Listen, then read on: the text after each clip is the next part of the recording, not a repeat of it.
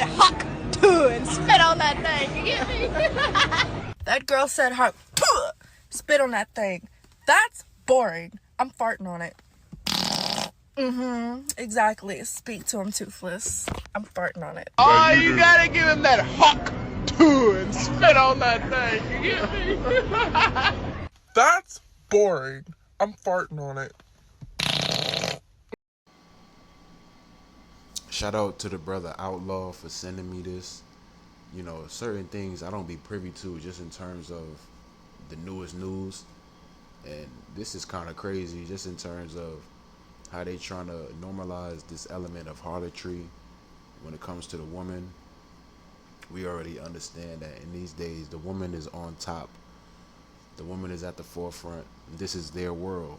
They eat off this because this is Babylon, this is Eve's world, this is the serpent's world. Just in terms of the vibration of it, we already know the Most High is controlling it, but the vibration of this world is all based in, you know, the worship of the left hand, just in terms of the gods, subconsciously, you know, covertly, indirectly, and some, you know, for the most part, they understand, but the majority don't. And everything that's being done in terms of what you see as far as like these new little viral sensations or what have you, it's all based off of the vibration of this world, this left hand spirit that we under. This girl talking about some hawk 2 on that thing. Like, what is this? Now, I'm sure most of you brothers experience a woman spitting on your shit or whatever, but at the end of the day, it's like, why are they normalizing this type of harlotry in terms of display, in terms of a joke in fashion? Now, you know, I say that the woman is a child, but we all have some sort of like childlike aspects to us, but it's more stronger in the woman. They have leeway to do this type of nonsensical stuff, you know, with a man that's like, bro, what are you doing? Especially if you're a heterosexual man. Now, if you're a gay guy, then it's kind of like, it's whatever.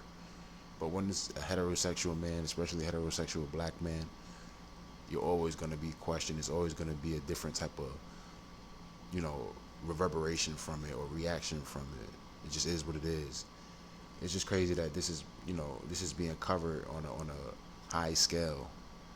Shout out to my brother Pierre for sending me this because, you know, he lets me know that TMZ is covering it. So if TMZ is covering it, then you know that this is something that they're working to try to like impose on the people, just in terms of this type of behavior with women, where they're more open about, you know, their sexuality in terms of what they do in a bedroom or what they do to a man. And this is just kind of like, it seems like something that's kind of forced, you know, because you got other women that's doing it now.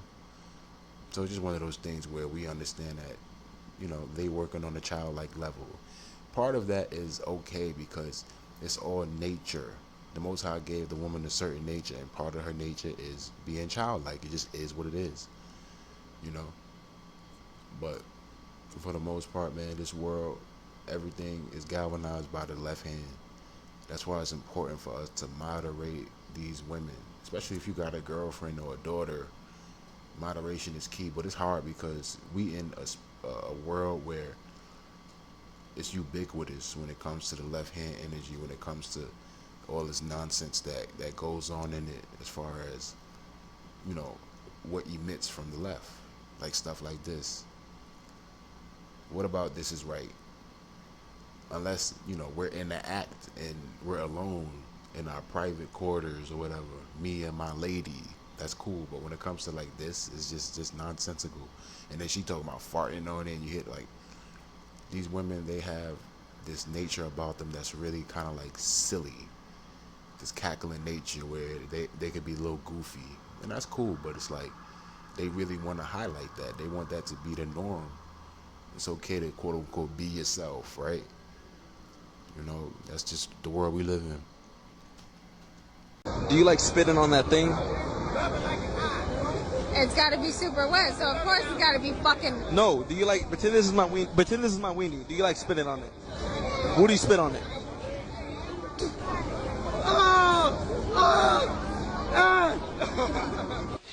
is a freak. I get that fucking glock. Show it. Glock. Show who? Show the camera how you do it. Do it They again. don't need to see that shit. They don't need to see that shit. But I really want to. Oh, shit. Oh, God damn. Man, look. She needs a cop two cops. She belongs to the streets. That's why you always need to carry fucking hair clips. Oh.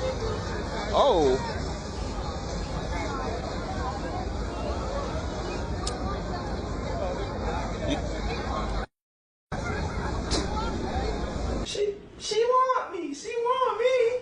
She want me. She actually fucking spit on me. I think I'm in love. Bro, she spit on me. I'll spit on you, too. Nah, hell no. You don't fuck with gay shit? Clean it. You don't do gay shit? I do.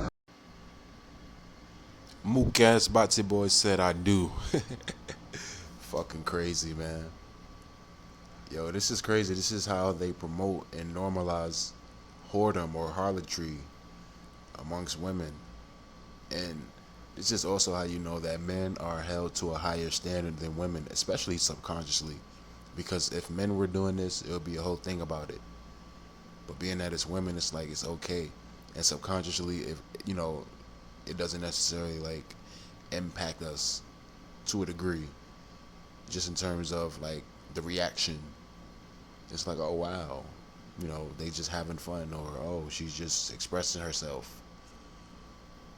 But this is just outright harlotry in a certain form that's a little rare. Like, who does this? In terms of just how she's spitting on a dude. I'm not even talking about like actual, you know, the sexual aspect of it where a woman does that. Obviously that's, you know, a part of it, but what is this? Why is this being expressed in this fashion? Like, what's going on? And then the Batsy boy says, I do. In terms of, oh, you do gay shit? Like, what is this?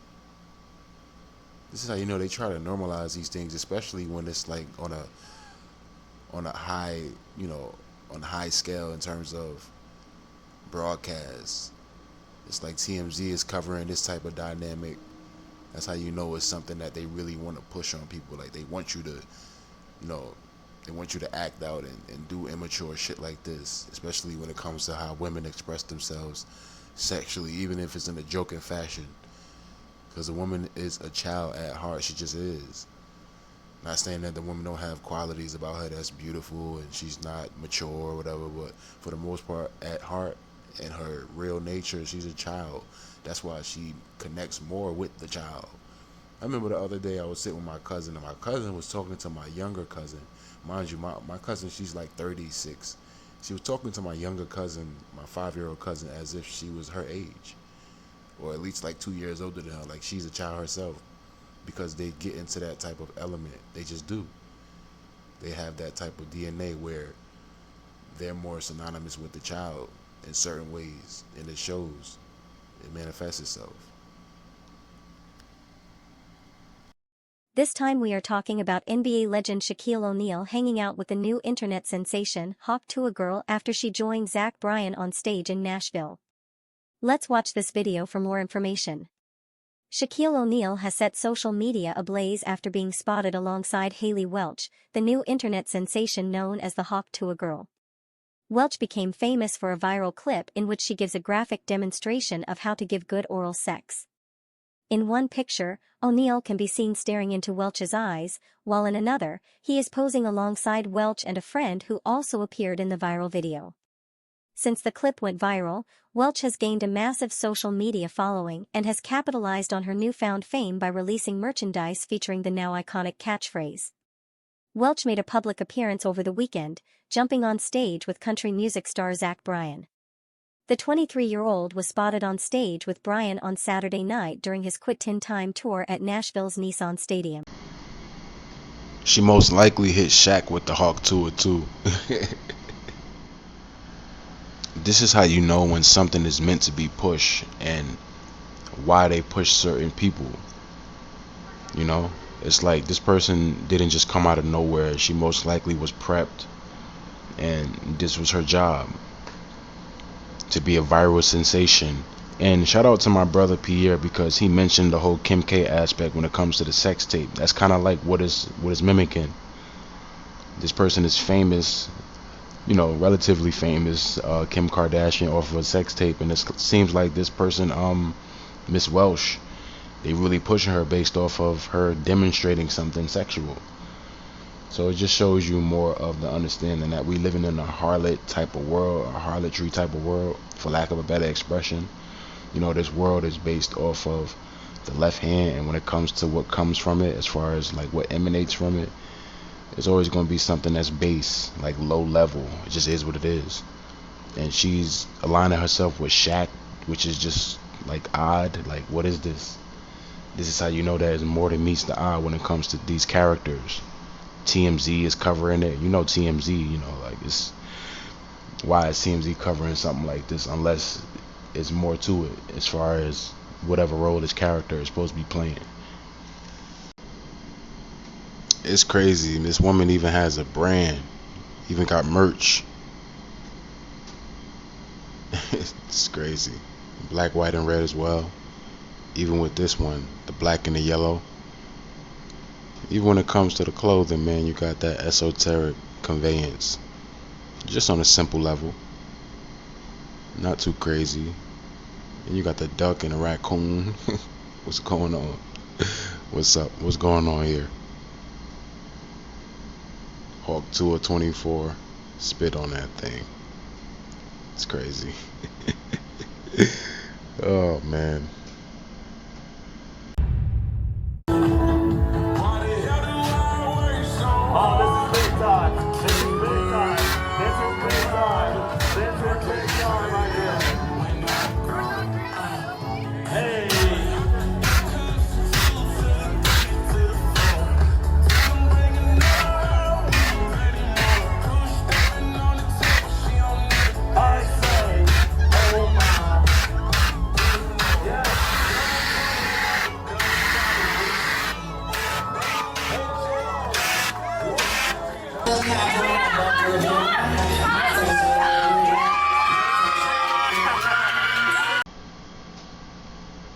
So they're celebrating a random woman for highlighting something when it comes to sexual expression on a base level, on a low level. Make it make sense, people. This is from TMZ, so this is how you know that this person is being pushed for a reason. She's a quote-unquote celebrity, and the reason why I'm saying that is because of what I read in the description of this video from TMZ, or the YouTube channel. Hawk Tour is enriching Hailey Welch's life. That's the woman's name, Hailey. Literally and figuratively. And she's getting a little emotional about the whole thing as she cashes in on her instant celebrity. From just saying spit on that thing, Hawk Tour. Like what the hell is this? This just shows you, once again, it perpetuates the low level world we live in. We live in a base level world. We don't live in a world that's based in propriety and dignity and respecting oneself. We just don't. We don't. We live in a base level motherfucking world. It just is what it is. But at the same time, it's important for us to identify with these things and maintain who we are, because that's the separation. And I want to get into that, the separative aspect. So I wanted to go into Revelation 18 because obviously right now, in these days, this is what we're living out, these revelatory times. And when it comes to these revelatory times, we understand the spirit, the left hand energy, and how, it's pervasive, it's ubiquitous. So this is why I felt it was important for me to get into Revelation 18. And after these things, I saw another angel come down from heaven, having great power, and the earth was lightened with his glory. And he cried mightily with a strong voice, saying, Babylon the great is fallen, and is become the habitation of devils, and the hold of every foul spirit, and the cage of every unclean and hateful bird. And it's crazy because, the most recent imagery or conveyance of that is the Not Like Us music video. So this just goes with the revelatory times, and obviously it's not just talking about that, but I'm saying that to say because, you know, they understand what these revelatory times mean. So they try to show you and convey to you different themes that go with it. So when you see like the caged bird and the Not Like Us music video in a time like this, you know, it's connected. You know, it's contextual on different levels, not just this level. You know, this is just a certain part of it. For all nations have drunk of the wine of the wrath of her fornication. Right, you know, meaning the aspect of really going off when it comes to doing something that's outside of what you're supposed to be following, idolatry, the sexual aspect that's based in depravity, not just talking about general sex. Fornication is not talking about general sex. It's talking about, you know, certain things that's outside of what you're supposed to normally do when it comes to sex or spiritual aspect, like idolatry, or, you know, as far as some sort of sexual aspect where, you know, you're just doing something that's not the norm in terms of sexuality, or just excess with the lustful lasciviousness, that type of dynamic. And the kings of the earth have committed fornication with her. Right, like you're partaking in the aspect of this world when it comes to the left hand energy. That's why it tells you in James 4:4 to be not of this shit, or be not of this world, excuse me. And the merchants of the earth are waxed rich through the abundance of her delicacies. The world, when it comes to these people, you know, who feed off this, who eat off this, not even just talking about celebrities, but just people who look at this as some sort of salvation, like they eat off this shit. They don't understand that separation from it is what's really going to help you when it comes to understanding who you are and salvation, things of that nature. And I heard another voice from heaven saying, come out of her, my people. Come out of her, my people. Not come out of her, all of my people. Or all people. No, possessive pronoun, my people. That ye be not partakers of her sins, right? That's why the Most High tells us to separate ourselves. And that ye receive not her plagues. For her sins have reached unto heaven, and the Most High have remembered her iniquities. Right, like all this stuff, the angels are taking notes on. When it comes to what we do on this earth, the angels are taking notes. That's why it's important for us to get right, repent, and just hope that the Most High saves us when it comes to what we're supposed to follow, uphold to. The commandments, that's for everlasting life. If we don't follow the commandments and we continue to sin, we don't make it. We don't attain a spiritual body for everlasting life. It's just as simple as that. That's why we got to do right, follow the commandments to the best of our ability within the context of where we're at when it comes to this Babylonian society. Reward her even as she rewarded you, and double unto her double according to her works, and the cup which she hath filled, fill to her double. How much she hath glorified herself and lived deliciously, so much torment and sorrow give her, for she saith in her heart, I sit a queen, and am no widow, and shall see no sorrow. Therefore shall her plagues come in one day, death and mourning and famine, and she shall be utterly burnt with fire, for strong is the Lord power who judgeth her. This world is compared to a woman because of the vibration of it in these last days, where the divine feminine aspect is prominent, as well as just the understanding of comparison, or, you know, parables, in which is displayed in the scriptures. Very important for us to understand the parables in which it identifies certain things about, you know, the prophetic aspect of what it's talking about. That being Babylon is the world that we living in today, you know, America, so on and so forth. The harlotry aspect, that's the vibration of this world. The left hand, you know, sexual depravity, pan worship, so on and so forth. Therefore shall her plagues come in one day, death and mourning and famine, and she shall be utterly burned with fire, for strong is the Lord power who judgeth her. I see being missiles, we already understand that this world is going to be destructed through fire. It's kind of like a balance on the world being destructed through water back in the ancient times when it comes to the flood. And the kings of the earth who have committed fornication and lived deliciously with her shall bewail with her and lament for her when they shall see the smoke of her burning. Right, a lot of people going to be lamenting. A lot of people going to be crying in sorrow when it comes to this world and the destruction of it. standing afar off for the fear of her torment, saying, Alas, alas, the great city Babylon. Confusion, confusion on top of confusion. That mighty city, for in 1 hour is thy judgment come. And the merchants of the earth shall weep and mourn over her, for no man buyeth their merchandise any more.